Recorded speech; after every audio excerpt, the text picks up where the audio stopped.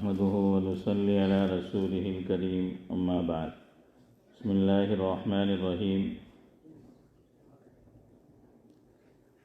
امام بخاری علیہ الرحمہ فرماتے ہیں کہ میں نے 6 لاکھ حدیثوں میں سے انتخاب کر کے بخاری شریف لکھی ہے، جس میں 7,275 حدیثیں ہیں، اور ہر حدیث لکھتے وقت 2 رکعت نفل نماز پڑھ کر حدیث لکھی ہے۔ جب یہ بغداد پہنچے تو وہاں کے محدثین نے ان کا امتحان لیا۔ اس طرح کے 10 آدمی متعین ہوئے، ان میں سے ہر شخص نے 10 حدیثیں چھانٹی، ان کو بدل بدل کر ان سے پوچھا۔ یہ ہر سوال کے جواب میں مجھے معلوم نہیں کہتے رہے۔ جب 10 کے 10 پوچھ چکے تو انہوں نے سب سے پہلے پوچھنے والے کو مخاطب کر کے فرمایا کہ تم نے سب سے پہلی حدیث یہ پوچھی تھی، تم نے اس طرح بیان کی، یہ غلط ہے، اور صحیح اس طرح ہے۔ دوسری حدیث یہ پوچھی تھی، وہ اس طرح تم نے بیان کی، یہ غلط ہے اور صحیح اس طرح ہے۔ غرض اسی طرح 100 کی 100 حدیثیں ترتیب وار بیان فرما دیں کہ ہر حدیث کو اول طرح پڑھتے جس طرح امتحان لینے والے نے پڑھا تھا، پھر کہتے کہ یہ غلط ہے اور صحیح اس طرح ہے۔ امام مسلم علیہ الرحمہ نے 14 برس کی عمر میں حدیث پاک پڑھنا شروع کی، اسی میں اخیر تک مشغول رہے۔ خود کہتے ہیں کہ میں نے 3 لاکھ احادیث میں سے چھانٹ کر مسلم شریف تصنیف کی ہے، جس میں 12,000 حدیثیں ہیں۔ امام ابو داؤد علیہ الرحمہ کہتے ہیں کہ میں نے 5 لاکھ احادیث سنی ہیں، جن میں سے انتخاب کر کے سنن ابو داؤد شریف تصنیف کی ہے، جس میں 4,800 حدیثیں ہیں۔ یوسف مشہور محدث ہیں، اسماء رجال کے امام ہیں۔ اول اپنے شہر میں فقہ اور حدیث حاصل کیا، اس کے بعد مکہ مکرمہ، مدینہ منورہ، حلب وغیرہ کا سفر کیا۔ بہت سی کتابیں اپنے قلم سے لکھیں۔ تہذیب الکمال 200 جلدوں میں تصنیف کی، اور کتاب الاطراف 80 جلدوں سے زیادہ ہے۔ ان کی عادت تھی کہ اکثر چپ رہتے، بات کسی سے بہت ہی کم کرتے تھے، اکثر اوقات کتاب کے دیکھنے میں مشغول رہتے تھے۔ حاسدوں کی عداوت کا شکار بھی بنے مگر انتقام نہیں لیا۔ ان حضرات کے حالات کا احاطہ دشوار ہے، بڑی بڑی کتابیں ان کے حالات کا احاطہ نہیں کر سکیں۔ یہاں نمونے کے طور پر چند حضرات کے 2-4 واقعات کا ذکر اس لیے کیا تاکہ یہ معلوم ہو کہ یہ علم حدیث جو آج 1350 برس تک نہایت آب و تاب سے باقی ہے، وہ کس محنت سے باقی رکھا گیا ہے، اور جو لوگ علم حاصل کرنے کا دعویٰ کرتے ہیں، اپنے آپ کو طالب علم کہتے ہیں، وہ کتنی محنت اور مشقت اس کے لیے گوارا کرتے ہیں۔ اگر ہم لوگ یہ چاہیں کہ ہم اپنی عیش و عشرت، راحت و آرام، سیر و تفریح، دنیا کے دوسرے مشاغل میں لگے رہیں، اور حضور اکرم صلی اللہ علیہ وسلم کے پاک کلام کا یہ شیوع اسی طرح باقی رہے، تو این خیالست و محالست و جنوں کے سوا اور کیا ہو سکتا ہے۔ حضور صلی اللہ علیہ وسلم کی فرما برداری اور امتثال حکم، اور یہ دیکھنا کہ حضور اکرم صلی اللہ علیہ وسلم کا منشا کیا ہے۔ ویسے تو صحابہ کرام رضی اللہ عنہم کا ہر فعل فرما برداری تھا، اور گزشتہ قصوں سے بھی یہ بات خوب روشن ہے، لیکن خاص طور سے چند قصے اس باب میں اس لیے ذکر کیے جاتے ہیں کہ ہم لوگ اپنی حالتوں کا اس باب سے خاص طور پر مقابلہ کر کے دیکھیں کہ ہم اللہ تعالیٰ اور اس کے رسول پاک صلی اللہ علیہ وسلم کے احکام کی فرما برداری کہاں تک کرتے ہیں۔ جس پر ہم لوگ ہر وقت اس کے بھی منتظر رہتے ہیں کہ وہ برکات و ترقیات اور ثمرات جو صحابہ کرام کو حاصل ہوتے تھے ہمیں بھی حاصل ہو۔ اگر واقعی ہم لوگ اس چیز کے متمنی ہیں تو ہمیں بھی وہ کرنا چاہیے جو وہ حضرات کر کے دکھلا گئے ہیں۔ حضرت عبداللہ بن عمرو کا رضی اللہ عنہ چادر کو جلا دینا۔ حضرت عبداللہ بن عمرو بن العاص رضی اللہ عنہ کہتے ہیں کہ ایک مرتبہ سفر میں ہم لوگ حضور اکرم صلی اللہ علیہ وسلم کے ساتھ تھے۔ میں آقا کی خدمت میں حاضر ہوا۔ میرے اوپر ایک چادر تھی جو کسم کے رنگ میں ہلکی سی رنگی ہوئی تھی۔ حضور اکرم صلی اللہ علیہ وسلم نے دیکھ کر فرمایا کہ یہ کیا اوڑھ رکھا ہے؟ مجھے حضور کے سوال سے آپ کی ناگواری کے آثار معلوم ہوئے۔ میں گھر والوں کے پاس گیا تو انہوں نے چولہا جلا رکھا تھا۔ میں نے وہ چادر اس میں ڈال دی۔ دوسرے روز جب حاضری ہوئی تو حضور صلی اللہ علیہ وسلم نے فرمایا کہ وہ چادر کیا ہوئی؟ میں نے قصہ سنا دیا۔ آپ صلی اللہ علیہ وسلم نے ارشاد فرمایا، عورتوں میں سے کسی کو کیوں نہ پہنا دی؟ عورتوں کے پہننے میں تو مذائقہ نہ تھا فائدہ، اگرچہ چادر کے جلانے کی ضرورت نہ تھی، مگر جس کے دل میں کسی کی ناگواری اور ناراضگی کی چوٹ لگی ہوئی ہو وہ اتنی سوچ کا متحمل ہی نہیں ہوتا کہ اس کی کوئی اور صورت بھی ہو سکتی ہے۔ ہاں، مجھ جیسا نالائق ہوتا تو نہ معلوم کتنے احتمالات پیدا کر لیتا کہ یہ ناگواری کس درجے کی ہے اور دریافت تو کر لوں اور کوئی صورت اجازت کی بھی ہو سکتی ہے یا نہیں، اور حضور اکرم صلی اللہ علیہ وسلم نے پوچھا ہی تو ہے، منع تو نہیں کیا، وغیرہ وغیرہ۔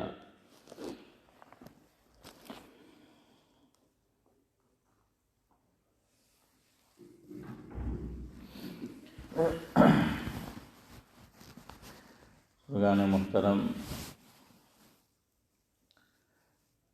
آسمان سے ہوئی برف باری ہے، آسمان سے ہوئی برف باری ہے، روڈ پہ چلنے میں بھی ہوتی دشواری ہے، پھر بھی آپ آئے مسجد کو، پھر بھی آپ آئے مسجد کو، نماز آپ کو کتنی پیاری ہے۔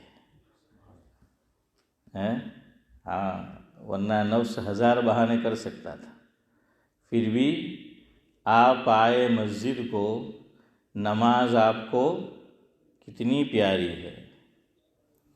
بعد نماز دی مجلس میں حاضری، بعد نماز دی مجلس میں حاضری، بندہ اس پر آپ کا دل سے آباری ہے۔ دینی مجلس میں ہوتا شرکت کا یہ فائدہ، دینی مجلس میں شرکت کا ہوتا ہے یہ فائدہ کہ آدمی میں آنے لگتی دینداری ہے۔ دینی علم سے جہالت و ناواقفیت، دینی علم سے جہالت و ناواقفیت، سلام یہ بھی ایک روحانی بیماری ہے۔ بہرحال مسجد میں آنا، روڈ کی یہ حالت ہے، موسم کیسا ہے آپ کو معلوم ہے، اس کے باوجود حاضری واقعتاً یہ نماز سے محبت ہونے کی نشانی نہیں تو اور کیا ہے۔ بہرحال آپ کو یاد ہوگا کہ گفتگو مسح علی الخفین کے بارے میں تقریباً 2 ہفتے پہلے ہم نے شروع کی تھی، موسم سرما کے اعتبار سے، ونٹر کے اعتبار سے۔ پھر درمیان میں ایک بات آ گئی، مسئلہ آ گیا تو ہم اس طرف چل پڑے۔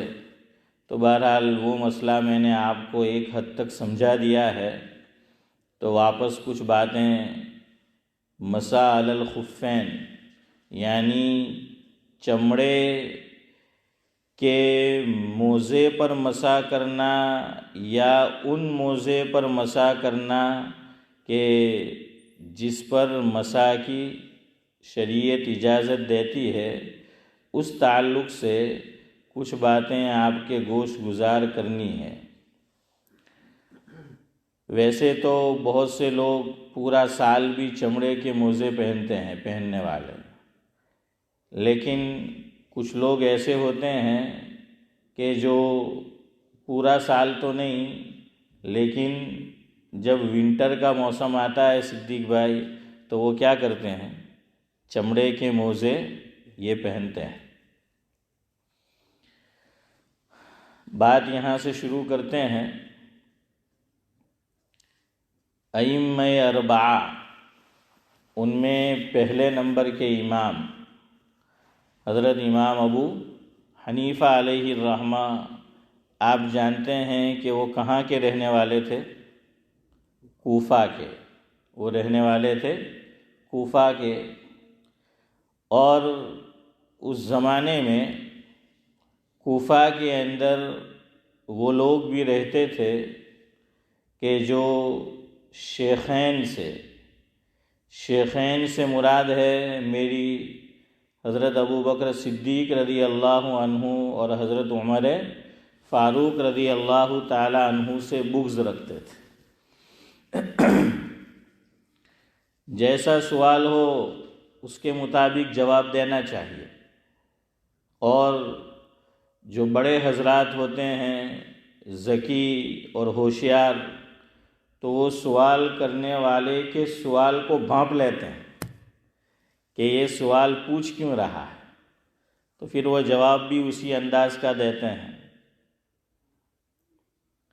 جیسے عطا اللہ شاہ بخاری علیہ الرحمہ سے ایک شخص نے پوچھا کہ درجہ کس کا بڑا ہے، حضرت عائشہ صدیقہ رضی اللہ تعالی عنہا کا یا پھر حضرت فاطمہ رضی اللہ تعالی عنہا کا؟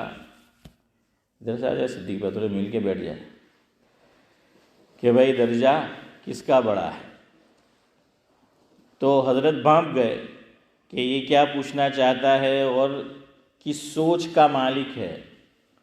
تو حضرت نے بڑا بہترین جواب دیا، فرمایا کہ جو جس کے نکاح میں ہے وہ بہتر ہے. سمجھ آیا سعد اللہ صاحب؟ کتنا اچھا جواب دیا کہ بھائی تم ہی فیصلہ کر لو، دیکھ لو جو جس کے نکاح میں صدیق بھائی وہ کیا ہے، بہتر ہے. سمجھ آیا گیا نا؟ تو حضرت امام ابو حنیفہ علیہ الرحمہ نے اسی کے مطابق جو ہیں پھر اس کو جواب دیا. جیسے ہمارے حضرت مولانا ذوالفقار صاحب نور اللہ مرکزہ ترکیسر میں ہوا کرتے تھے، فلاح دارین میں، اللہ تعالیٰ مرحوم کو غری کے رحمت کرے. حضرت فرماتے ہیں کہ ایک دن میں بیان کر کے کہیں سے واپس لوٹا، مغرب کے وقت میں چند منٹ باقی تھے تو میں گھر نہیں گیا، سیدھا مسجد چلا گیا ترکیسر کی. تو ایک بڑے میاں مسجد میں موجود تھے اور ان کے ہاتھ میں پاکٹ سائز کتاب تھی. اب حضرت کو انہوں نے دیکھا تو آ کر پوچھنے لگے کہ حضرت یہاں حاشیے کے اندر یہ لکھا ہے کہ یہ روایت ضعیف ہے. یہ روایت کیا ہے؟ ضعیف ہے. تو اس کا کیا مطلب، کیا معنی؟ تو حضرت فرماتے ہیں کہ میں نے سوچا کہ ایک تو گاؤں کا آدمی ہے، نمبر ایک، نمبر دو صدیق بھائی بوڑھا بھی ہے، تو اب میں اس کو علمی اصطلاح سمجھاؤں گا تو پتہ نہیں وہ سمجھتا ہے یا نہیں، اور سمجھتا ہے تو حسن بھائی کیا سمجھتا ہے. تو حضرت نے اس سے فرمایا کہ اس کا مطلب یہ ہے کہ یہ روایت ضعیف ہے، یعنی کہ بوڑھوں کے لیے بڑی فائدہ مند ہے. ضعیف بوڑھے کو بھی کہتے ہیں. آدمی بوڑھا ہوتا ہے تو کیا ہو جاتا ہے؟ ضعیف ہو جاتا ہے۔ ہمارے حضرت فرمایا کرتے تھے مولانا ابرار احمد صاحب جلیوی رحمۃ اللہ علیہ، محسن بھائی، کہ آدمی اولڈ ہوتا ہے تو کولڈ ہو جاتا ہے، اور کولڈ ہو جاتا ہے تو فولڈ ہو جاتا ہے، فولڈ ہو جاتا ہے تو گول ہو جاتا ہے۔ بھائی یار سمجھ میں آیا نا؟ ہاں، تو بہرحال حضرت نے اسی کے مطابق جو ہے وہ اس کو جواب دیا۔ تو یہاں بھی حضرت امام ابو حنیفہ علیہ الرحمہ نے یہی فرمایا۔ یہاں حضرت نے فرمایا ہے کہ اہل السنت والجماعت کی 3 نشانی ہیں۔ کیا فرمایا؟ کہ اہل السنت والجماعت کی جو ہے وہ 3 نشانی ہے، اور وہ جو پوچھنے والا تھا اس میں 2 باتیں نہیں پائی جا رہی تھی، اور آپ 3 بھی جو ہیں وہ کہہ سکتے ہیں۔ تو اس لیے جیسا سائل ویسا جو ہے وہ جواب دیا۔ یہ میں نے آپ کو اس لیے سمجھایا کہ بعض حضرات یہ سمجھتے ہیں ہمارے کہ اہل السنت والجماعت ہونے کی یہی 3 نشانی ہے۔ ایسا نہیں ہے، اور بھی نشانی جو ہے وہ ہے اہل السنت والجماعت ہونے کی، لیکن یہاں حضرت نے جیسا سائل تھا، جیسی اس کی سوچ اور ذہنیت تھی، تو اسی اعتبار سے جو ہے وہ حضرت نے اس کو جواب دیا ہے۔ سمجھ آیا نا؟ کہ یہی 3 نشانی، یہی 3 علامت، ایسا نہیں ہے، اور بھی چیزیں ہیں۔ جیسے ہم جس جگہ بیٹھے ہوئے ہیں، جس ملک میں، تو انڈیا جب صدیق بھائی نیا نیا آزاد ہوا تو ایک صاحب بھروچ ضلع کے یہاں برطانیہ پہلے آ گئے تھے، انڈیا کی آزادی سے پہلے۔ اب انڈیا آزاد ہوا تو انہوں نے سوچا سارے بھائی کہ بھائی اب جانا چاہیے انڈیا، اور انڈیا کی آزاد فضا میں بھی سانس لینی چاہیے، دیکھنا چاہیے کہ ملک کیسا ہے، ملک کے حالات جو ہیں وہ کیسے ہیں۔ تو اس وقت سمندری جہاز بھی جو ہیں وہ چلتے تھے، کشتیاں چلتی تھی، تو وہ یہاں سے انڈیا روانہ ہوئے برطانیہ سے، اور کچھ لوگ انڈیا سے برطانیہ آ رہے تھے، یو کے آ رہے تھے، اور وہ بھی کس سے آ رہے تھے؟ کشتی سے، ہوائی جہاز سے نہیں، سمندری کشتی سے وہ آ رہے تھے۔ اب دونوں بندرگاہ پر ایک ہو گئے۔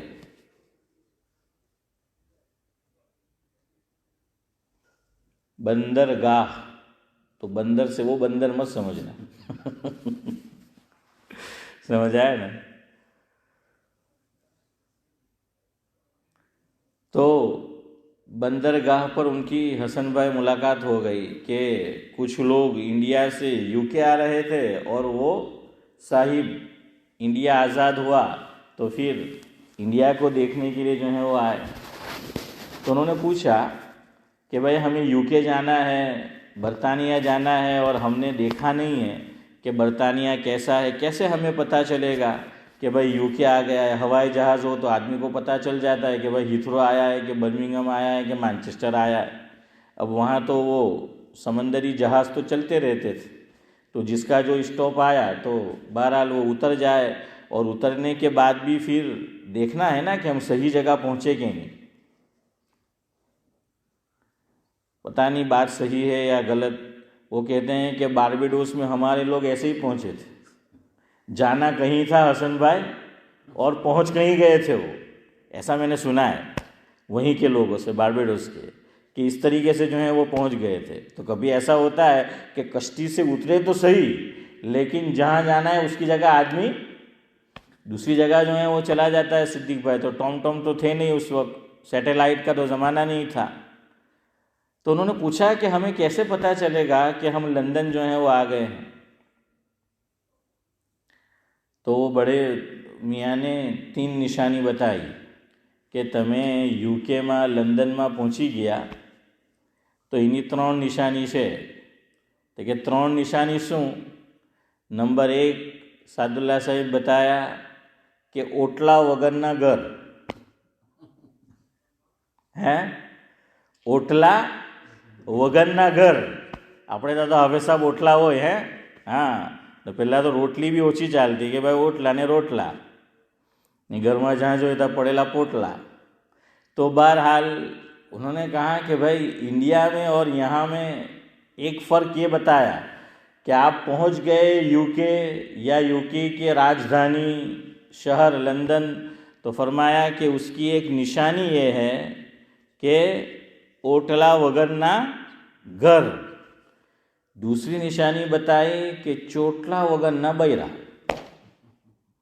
હે ઓટલા ને ચોટલા। સિદ્દીકભાઈ આપણે ત્યાં ઇન્ડિયામાં પંચાયત બી આજ બે જ જગ્યાએ થાય, મર્દો ઓટલા પર બેહીને पंचायत करे ने ચોટલા यानी औरतों को बोला जाता है कि चोटला। तो वो बहरहाल आप जानते हैं कहाँ बैठकर पंचायत होती है।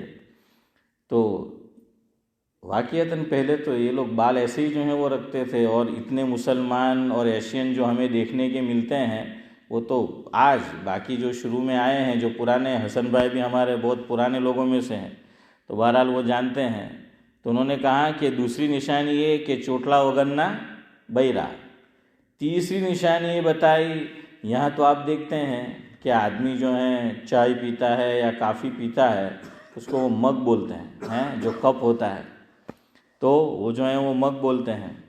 अब मेरा लाजपुर के अंदर जो पुराना मकान है हमारा आबाई घर बाप दादा का, हाफिज यूसुफ ने देखा है, तो उस महल्ले का नाम है मग मोहल्लो।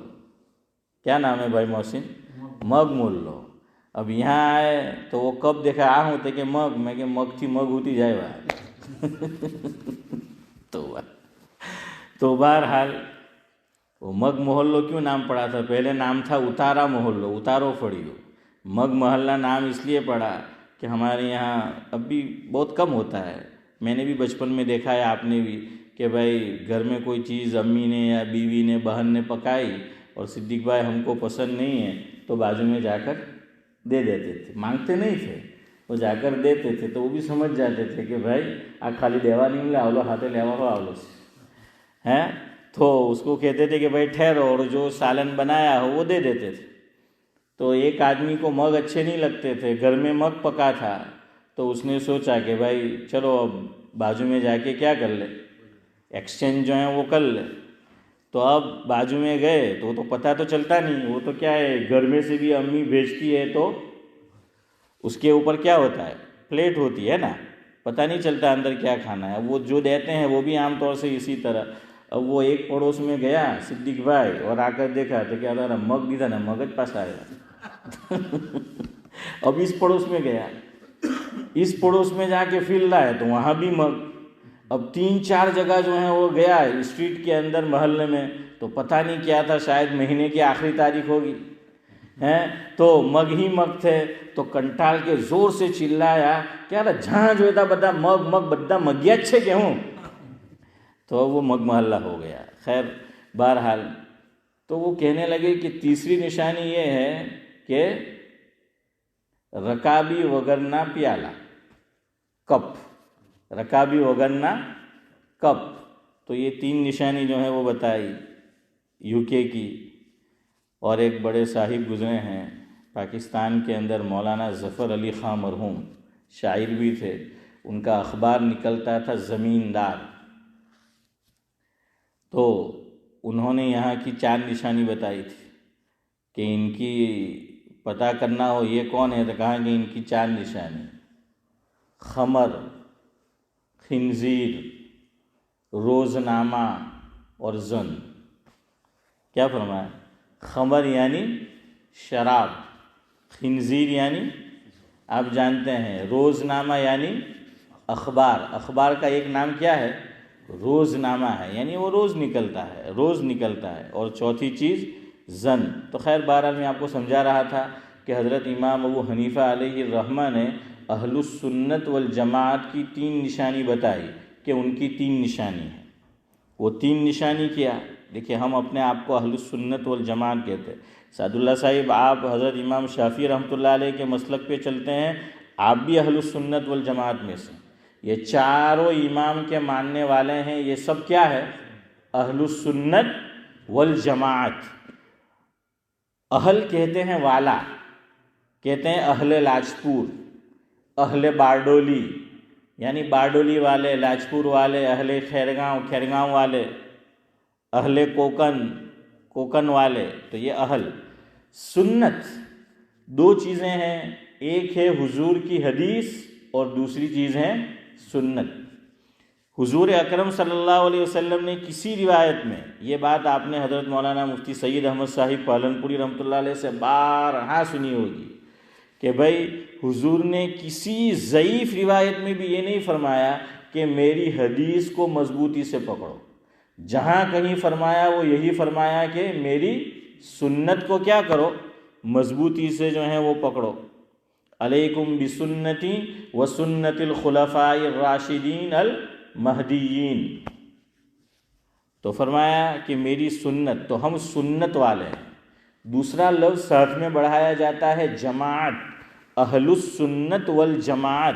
کیا مطلب کہ کوئی حکم قرآن پاک میں نہیں ملا، کوئی حکم حدیث پاک میں نہیں ملا، صحابہ کے اثر میں نہیں ملا، تو پھر یا تو صحابہ کرام نے جس چیز پر اجماع کیا یا بعد والوں نے جس چیز پر اجماع کیا تو ہم اس کو بھی مانتے ہیں۔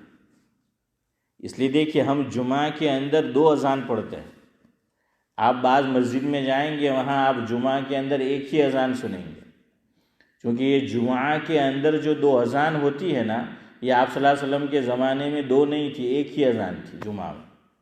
یہاں تک کہ حضرت ابو بکر صدیق رضی اللہ تعالیٰ عنہ کا دور گزرا، اس میں بھی ایک ہی اذان جمعہ میں۔ حضرت عمر فاروق رضی اللہ تعالیٰ عنہ کا دور گزرا، اس میں بھی جمعہ کے اندر سعد اللہ صاحب ایک ہی اذان ہوتی تھی، پڑھی جاتی تھی۔ یہ حضرت عثمان غنی رضی اللہ تعالیٰ عنہ کے دور سعادت میں اور مبارک دور میں دوسری اذان کا اضافہ کیا گیا، تو ہم اس اجماع کو مانتے ہیں کہ بھئی حضرت عثمان غنی رضی اللہ تعالیٰ عنہ کے زمانے میں جتنے بھی صحابہ تھے، جو مسلمان تھے، سب نے اس پر اجماع کیا کہ اب جمعہ کے اندر کتنی اذان پڑھی جائے گی؟ 2۔ اور ہم نے کیوں مانا؟ حضور کے ارشاد کی وجہ سے۔ حضور نے فرمایا علیکم بسنتی وسنت الخلفاء الراشدین، تو خلفاء راشدین تو حضرت عثمان غنی رضی اللہ تعالیٰ عنہ خلفاء راشدین میں سے ہے، تو حضور نے خود فرمایا کہ میری سنت کو بھی لازم پکڑو اور خلفاء راشدین کی سنت کو بھی لازم پکڑو، تو ہم نے اسی طرح جو ہے پکڑا۔ پورا مہینہ تراویح ایک امام کے پیچھے یا 2 امام کے پیچھے جماعت کے ساتھ سب پڑھے، حضور کے زمانے میں نہیں تھا۔ پورا مہینہ 3 دن حضور نے پڑھا، یہ آپ جانتے ہیں۔ حضرت ابو بکر صدیق کے زمانے میں بھی نہیں، اور کیوں نہیں اس کی وجوہات ہے، لیکن وقت نہیں ہے۔ حضرت عمر فاروق رضی اللہ تعالیٰ عنہ کے زمانے میں پھر یہ سلسلہ شروع ہوا، اجماع ہو گیا، ہم اس کو مانتے ہیں۔ اور عمر فاروق نے 20 رکعت پر اجماع کیا، اور 20 رکعت اسی لیے کی ہوگی کہ حضور کو اسی طرح دیکھا ہوگا۔ ہم 20 پڑھتے ہیں، آپ چلے جاؤ، کچھ لوگ کتنی پڑھتے ہیں؟ 8، وہ نہیں مانتے، حضرت عمر کے اجماع کو نہیں مانتے، اس لیے وہ اپنے ساتھ یہ جماعت کا لفظ نہیں لگاتے۔ بہرحال ایسی بہت ساری جو ہیں وہ مثالیں ہیں، تو میں کہہ رہا تھا کہ اہل السنت والجماعت کی 3 نشانی حضرت امام ابو حنیفہ علیہ الرحمہ نے بتائی ہے۔ نمبر 1 تفضیل الشیخین، پہلی نشانی کیا ہے؟ تفضیل الشیخین، یعنی شیخین کو تمام صحابہ پر فضیلت دینا۔ اب تمام صحابہ میں یہ تیسرے نمبر کے خلیفہ اور چوتھے بھی آ گئے، حضرت عثمان غنی رضی اللہ تعالیٰ عنہ بھی آ گئے، اور حضرت علی رضی اللہ تعالیٰ عنہ جو ہیں وہ بھی آ گئے۔ تو ہمارا یہ عقیدہ ہونا چاہیے، یہ بلیو ہونا چاہیے، یہ مانیتہ ہونی چاہیے کہ بھئی صحابہ کرام کی جو پوری کی پوری جماعت ہے، اس میں تمام صحابہ پر کس کو فوقیت اور فضیلت حاصل ہے؟ شیخین یعنی حضرت ابو بکر صدیق رضی اللہ تعالیٰ عنہ اور حضرت عمر فاروق رضی اللہ تعالیٰ عنہ۔ تو صدیق بھائی یہ بلیو ہونا چاہیے ہمارا، یہ ہماری نشانی ہے اہل السنت والجماعت ہونے کی۔ دوسرا نمبر وحب الختنین، یعنی حضور کے جو داماد ہے دو، ابھی دیکھیے 4 خلفاء ہے نا، اس میں 2 سسر ہے، 2 داماد ہے، یاد رکھیے آپ صلی اللہ علیہ وسلم کے 2 سسر ہے، حضرت ابو بکر صدیق رضی اللہ تعالیٰ عنہ کی صاحبزادی حضرت عائشہ حضور کی زوجہ ہماری ماں، اور حضرت عمر فاروق رضی اللہ تعالیٰ عنہ کی بیٹی صاحبزادی حضرت حفصہ رضی اللہ تعالیٰ عنہ حضور اکرم صلی اللہ علیہ وسلم کی زوجہ ہے، ہماری پیاری ماں ہے۔ تو یہ دونوں رشتے میں حضور کے کیا ہوئے؟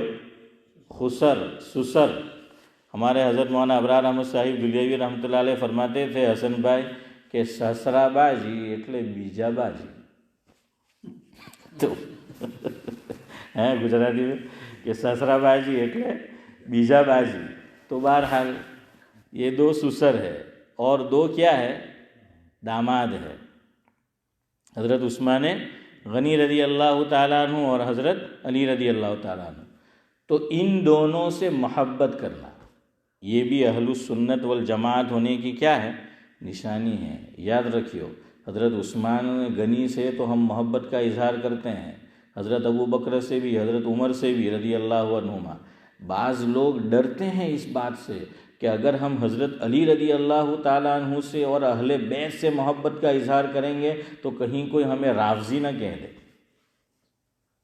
ہاں، حضرت امام شافعی رحمۃ اللہ علیہ شاعر بھی تھے، عربی میں ان کے اشعار چھپے ہوئے ہیں۔ مفکر اسلام حضرت مولانا عبداللہ صاحب کاپودروی نور اللہ مرقدہ نے حضرت امام شافعی رحمۃ اللہ علیہ کے عربی اشعار کا اردو ترجمہ کیا ہے، اور وہ چھپا ہوا ہے جمبو سر سے۔ ہمارے فاروق بھائی پہچانتے ہوں گے، مولانا احمد صاحب ہے، وہاں جمعیت کے آدمی ہیں، تو ان کے ادارے سے چھپا ہوا ہے، وہ کتاب ہے میرے پاس۔ حضرت امام شافعی رحمۃ اللہ علیہ اہل بیت سے بہت محبت تھی حضرت کو۔ دیکھیں دنیا کسی کو نہیں بخشتی ہیں بھائی، عرش ابھی جوان ہے، کوئی بات نہیں، بات یاد رکھیو ابھی سے، دنیا کسی کو نہیں بخشتی، بڑے سے بڑے کو نہیں بخشتی، سمجھ آیا؟ امام شافعی رحمۃ اللہ علیہ پر ان کے دور میں حسن بھائی لوگوں نے الزام لگایا یہ تو رافضی ہے۔ کیا الزام لگا؟ رافضی ہونے کا۔ رافضی سمجھ رہے ہو نا، شین یا عین ہا، اب سمجھ آیا؟ ہاں، کچھ چیزیں اجے کر کے بولنے کی۔ تو یہ الزام لگا، میرے اور آپ کے جیسا ہوتا تو ڈر جاتا ہے اور صفائی پیش کرتا، خود آدمی وکیل صفائی بن جاتا۔ امام شافعی رحمۃ اللہ علیہ نے اس پہ اشعار لکھے عربی زبان میں، اور فرمایا کہ تم مجھے طعنہ دیتے ہو حضرت علی رضی اللہ تعالیٰ عنہ سے محبت اور اہل بیت سے محبت ہونے کی وجہ سے کہ میں رافضی ہوں، تو میں 1 نہیں 100 مرتبہ رافضی ہوں۔ ایک نہیں کہنے کا ان کا مطلب یہ نہیں کہا جو میں نے کہا کہ 1 نہیں 100 مرتبہ، یعنی وہ کہنا یہ چاہتے ہیں کہ بھائی 1 نہیں 100 مرتبہ جو ہے وہ میں رافضی ہوں۔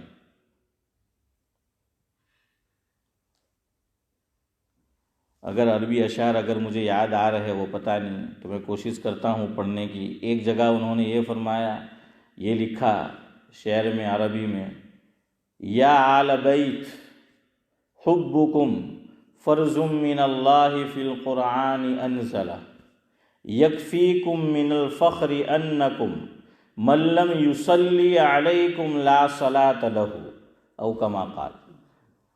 صلی اللہ علیہ وسلم نہیں بولنا ہے بھائی، امام شافعی کے لیے کہاں صلی اللہ علیہ وسلم آئے گا، اسی لیے تو میں یہاں رک گیا، او کما قال، آگے میں نے صلی اللہ علیہ وسلم نہیں بولا، سمجھ آئے گی؟ تو یہ فرمایا کہ اے اہل بیت،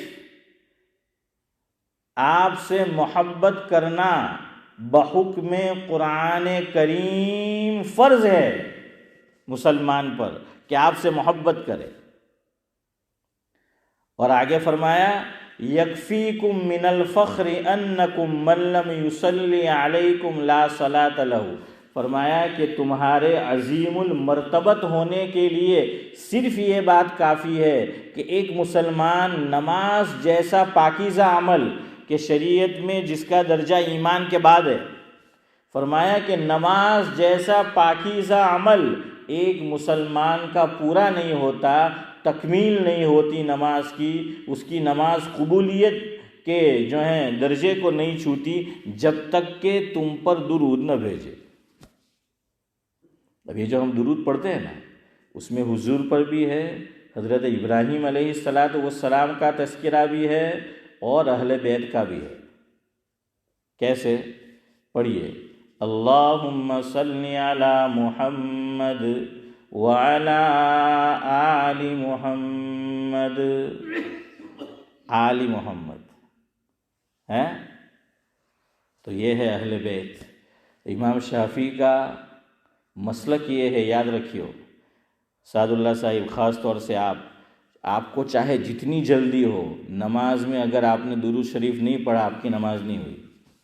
امام شافعی علیہ الرحمہ کے یہاں نماز میں درود شریف پڑھنا فرض ہے، ہمارے امام ابو حنیفہ علیہ الرحمہ کے یہاں سنت ہے۔ لیکن سنت کا مطلب یہ نہیں کہ چھوڑ دینے کا، سمجھ آیا کہ نہیں؟ 50 تک ختم کر دیں انشاءاللہ بات کو۔ تو جلدی میں ہو تو کیا کر لو، کم از کم مختصر درود صلی اللہ علیہ وسلم پڑھ لو۔ ہم اگر جلدی میں ہو پورا درود نہیں پڑھ سکے تو تاکہ تمام ائمہ کے نزدیک ہماری نماز صدیق بھائی کیا ہو جائے، صحیح ہو جائے۔ ورنہ اگر ہم نے اتحیات پڑھ کے السلام علیکم ورحمۃ اللہ، السلام علیکم ورحمۃ اللہ، امام شافعی کے مسلک کے اعتبار سے میری اور آپ کی نماز نہیں ہوئی۔ یہ بات رمضان آ رہا ہے قریب، حفاظ کو بھی یاد رکھنی ہے۔ ہاں، بعض بہت جلدی پڑھاتے ہیں، اور بعض حضرات حسن بھائی جن کو یہ مسائل معلوم ہوتے ہیں تو خالی اتحیات پڑھ کے السلام علیکم ورحمۃ اللہ، السلام علیکم ورحمۃ اللہ، چونکہ مسئلہ معلوم ہے اس لیے باہر جا کے کوئی پوچھے گا، ارے یار مول صاحب، حافظ صاحب، قاری صاحب، تمہیں کتلو جلدی پڑھے، ہماری تو درود شریف بھی پوری نہیں تھی، دعا آفٹر درود بھی نہیں، تمہیں سلام پھیری دے تے کہ میں پڑھ لو تھوڑی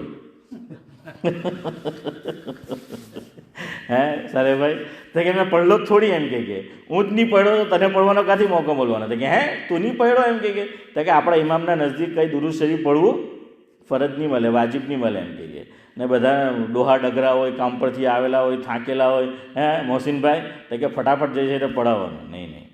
ایک اصول یاد رکھو، علماء نے لکھا ہے، وہ بڑی کام کی چیز ہے، پھر بات ختم کرتا ہوں۔ ہر وہ عمل کہ جس میں ہم یہ کام کر سکتے ہو کہ وہ عمل تمام ائمہ کے نزدیک صحیح ہو جائے تو اس پہ عمل کرنے کا، یہ نہیں کہ خالی ہمارے امام کے نزدیک صحیح ہو۔ ہاں، بعض مرتبہ ممکن نہیں ہوتا، لیکن بہت سے مسائل ہے جس میں یہ ممکن ہے کہ ہم عمل اس طرح کریں کہ چاروں اماموں کے نزدیک وہ صحیح ہو جائے۔ میں 2-3 جلدی مثال دے دوں۔ قرآن کریم میں کتنے سجدے ہیں؟ آیت سجدہ کتنی ہے؟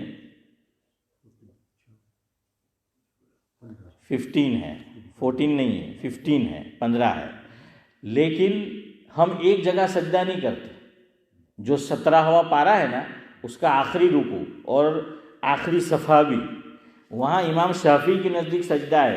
اس لیے آپ قرآن کریم میں سائڈ پہ دیکھنا، لکھا ہوگا کہ عند الامام الشافعی رحمۃ اللہ علیہ، کہ یہ سجدہ امام شافعی کے نزدیک ہے، ہمارے یہاں نہیں ہے۔ لیکن حضرت تھانوی رحمۃ اللہ علیہ نے لکھا ہے کہ تراویح میں اگر پڑھو، چونکہ یہ رکوع عام طور پہ تراویح میں ہی پڑھا جاتا ہے، بعض ہمارے ائمہ نماز میں بھی پڑھ دیتے ہیں، لیکن وہ مناسب نہیں لگتا، پھر سمجھ آیا کہ نہیں، وہ آیت پھر آ جاتی ہے۔ اس کا بھی ایک حل بتایا، فرمایا کہ تراویح میں بھی تمام ائمہ کے نزدیک صحیح ہو جائے۔ جو بھی حافظ صاحب تراویح کے اندر 17واں پارہ سنائے، اس کو چاہیے کہ اگر وہ امام ابو حنیفہ کے مسلک پہ عمل کر رہا ہے اور سجدے میں نہیں جائے گا تو کیا کرے کہ جو حصہ آیا جہاں سجدہ ضروری ہے وہاں رکوع میں چلا جائے اور اس میں کس کی نیت کر لے۔ ہاں، یہ کر سکتے ہیں، تو تمام کے نزدیک کیا ہو جائے گا، صحیح جو ہے وہ ہو جائے گا۔ چلو یہ نماز میں نہیں کرتے تو حضرت تھانوی نے لکھا ہے کہ خارج نماز قرآن کریم کی تلاوت کرو تو 14 سجدے نہیں 15 کرو۔ خارج نماز کا میننگ ہے کہ ہم رمضان میں ماشاءاللہ کوئی 2، کوئی 4، کوئی 8، 10 قرآن کریم ختم کرتے ہیں، تو حسن بھائی بعض لوگوں کی عادت کیا ہوتی ہے کہ سجدے نہیں کریں گے، پورا قرآن کریم ختم ہوگا تو سارے سجدے کیا کرتے ہیں ایک ساتھ۔ اجازت ہے، گنجائش ہے، لیکن وہ 14 کرتے ہیں، 14 نہیں 15 کرنے ہیں، تاکہ تمام ائمہ کے نزدیک کیا ہو جائے؟ صحیح ہو جائے۔ دوسری مثال، وضو کے اندر ہمارے یہاں نیت سنت ہے، امام شافعی کے نزدیک فرض ہے، تو جب بھی وضو کرو تو نیت کرو۔ نیت کرنے میں کیا جاتا ہے؟ تاکہ تمام کے نزدیک کیا ہو جائے؟ صحیح ہو جائے۔ دو اور مثالیں، وضو کے اندر امام مالک علیہ الرحمہ کے یہاں پے در پے ترتیب وار وضو کرنا ضروری ہے۔ میں حنفی ہوں، آپ حنفی ہے، اگر میں نے پہلے منہ دھو لیا صدیق بھائی، پھر میں نے سعد اللہ صاحب پاؤں دھو لیے، اور اس طرح وضو کیا ہو جائے گا ہمارے امام کے یہاں۔ لیکن امام مالک کے یہاں نہیں ہوا، امام مالک کے یہاں ترتیب ہے، جس طرح ہم کرتے ہیں نا شروع سے، تو ویسا عمل کرو۔ اسی طرح امام مالک کے یہاں ایک چیز یہ بھی ضروری ہے کہ ایک عضو باڈی کا پارٹ ڈرائی نہ ہو، خشک نہ ہو، سکائی نہیں جائے તે પહેલા વઝુના અંદર જે બીજો પાર્ટ આપણે ધોવાનો છે ને તે આપણે ધોઈ લઈએ. مثال لے لو، چہرہ میں اور آپ وضو میں دھوتے ہیں، اس کے بعد کیا کرتے ہیں؟ کیا دھونا ہے؟ ہاتھ دھونا ہے نا۔ تو کہنے کا مطلب یہ کہ چہرہ دھویا، ابھی وہ خشک ہو اس سے پہلے یہ دھو لو، نہیں تو وضو نہیں ہوگا۔ اور یہ انڈیا کے اندر ہوتا ہے، یہ تو ٹھنڈا ملک ہے، انڈیا میں گرمی ہو، اور فاروق بھائی وضو بھی عام طور پہ کہاں کرتے ہیں؟ آپ کی مینارہ مسجد میں بھی وہاں ایسا ہی ہے، باہر ہیں وہ، تو وہ گرمی محسوس ہوتی ہے تو جلدی وضو کیا ہو جاتا ہے؟ خشک ہو جاتا ہے۔ پنچات تو اپنی فطرت میں ہیں، ہاں یہ تو بہت گمے આપણું نے۔ تو اب وضو کر رہے، آ گیا صدیق بھائی انڈیا گیا، حسن بھائی گیا، بازو میں کوئی، او حسن بھائی کیا رہا یار، જોયા જ નહીં તમને એમ કે હસન ભાઈ કે ચારેક દાડા ત્યારે દેખાયા જ નહીં યાર તમે એમ કે ફારૂક ભાઈ હારા છે, સિદ્દીક ભાઈ હારા છે, હે આખા હેકનીનું પૂછશે ભાઈ કે। تو اب وضو کر رہا ہے محسن بھائی، ہاں دیکھو ہے نا، یہ تجربہ بولتا ہے۔ تو اب وہ وضو تو خشک ہو گیا، تو امام مالک کیا نہیں ہوا؟ تو بھائی ایسا مت کرو، سمجھ آئے گی کہ وضو اس طرح میں اور آپ کرے کہ ایک بھی عضو ہمارا خشک نہ ہو وضو کا، اس سے پہلے دوسرے کو کیا کر لے؟ دھو لے۔ سبحان اللہ و بحمدہ، سبحانک اللہم و بحمدک، نشہد ان لا الہ الا انت۔ انشاءاللہ کل ہمارے جو مہمان ہیں حضرت مولانا حبیب الرحمن صاحب درخواست تھی، دامت برکاتہم العالیہ، ان کا آواز ہوگا انشاءاللہ۔